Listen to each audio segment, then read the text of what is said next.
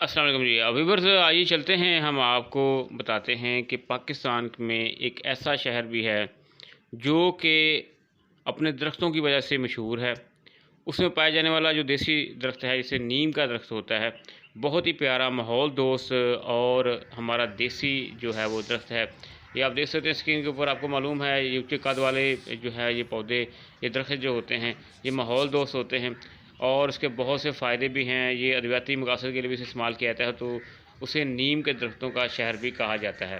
तो आइए चलते हैं, आपको तस्वीर बताते हैं कि ऐसा कौन सा शहर है पाकिस्तान के अंदर जो कि नीम के दरख्तों का शहर जो है कहलाता है। आपको पता चलें कि थरपारकर यानी सुबह सिंध के अंदर थरपारकर में एक शहर इस्लाम कोट है, वहाँ पर जो है ये दरख्त मौजूद हैं। इस्लाम कोट को जो है वो नीम के दरख्तों का शहर कहा जाता है। अब ये दरख्त किसने लगाए थे और कब लगाए गए थे? वीवर्स, 1960 में जो है साबका चेयरमैन टाउन कमेटी मुखी निहाल चंद ने जो है वो इन्हें जो दरख्तों को जो है वो लगवाया था। वीवर्स, 60 दहाइयाँ गुजरने के बाद आज दरख्त जो हैं ये शहर की खूबसूरती में ना सिर्फ इजाफा करते हैं, बल्कि झुलसा देने वाली जो गर्मी है उससे मुसाफिरों और मज़दूरों को जो है साया फराहम करते हैं।